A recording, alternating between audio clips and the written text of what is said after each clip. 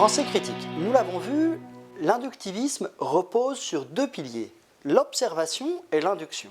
Or, il s'avère qu'il est possible de proposer des critiques de chacun de ces grands piliers. Commençons par l'induction. L'induction est-elle un procédé logique valide?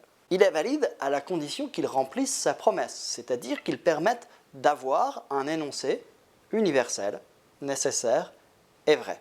Pour comprendre la difficulté posée, on peut reprendre une histoire proposée par Bertrand Russell, celle de la dinde inductiviste. Imaginons une dinde qui est nourrie à 9 heures. Si elle est nourrie à 9 heures, elle se dit « est-ce vrai ?» de manière universelle.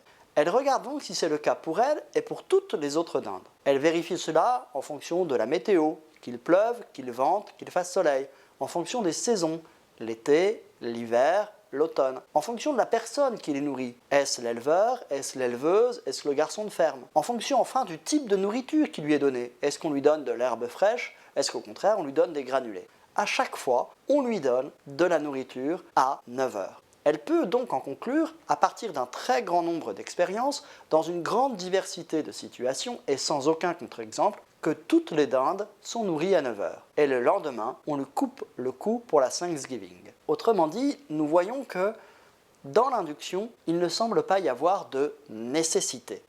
En effet, l'accumulation de singuliers n'empêche pas la possibilité future d'un cas contraire.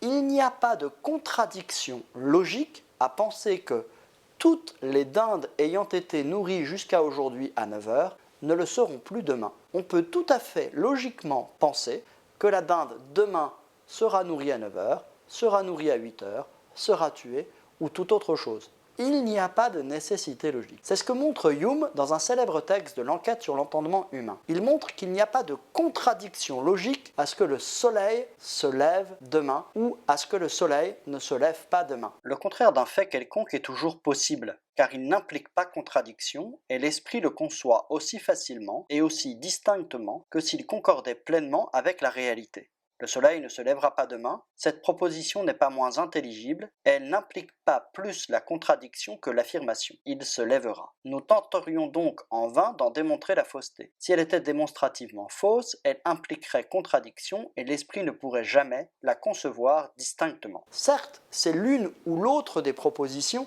qui se réalisera demain, mais la simple logique, la nécessité logique, n'impose pas que ce soit que le soleil se lève demain. On peut tout à fait penser, sans contradiction, que le soleil ne se lèvera pas demain si la seule raison que nous avons de penser qu'il se lèvera demain, c'est l'habitude de tous les levers de soleil depuis notre enfance.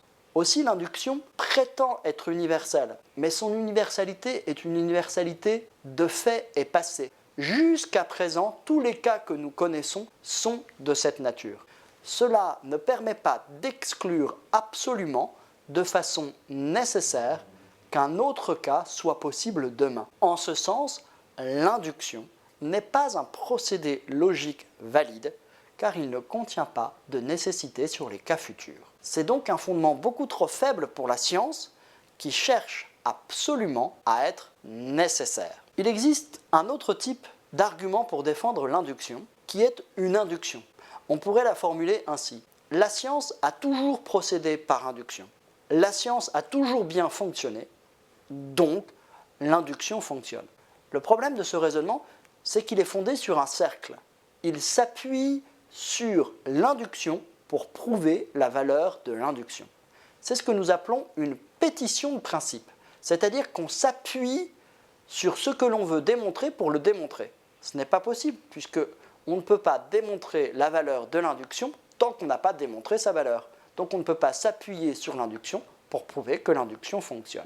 L'induction, dans aucun cas, telle qu'elle est conçue, c'est-à-dire comme la somme de cas particuliers, ne peut être un fondement fiable, c'est-à-dire nécessaire pour la science. La certitude ne vient pas de la nécessité. Si certitude il y a par induction, elle vient d'autre chose.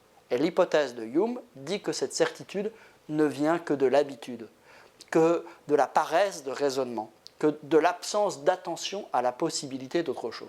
En aucun cas, c'est un fondement certain pour la science. Au moins, il semble impossible de remettre en cause l'observation. C'est notre lien direct avec la réalité, et il semble que cette observation soit bien le fondement de toute théorisation.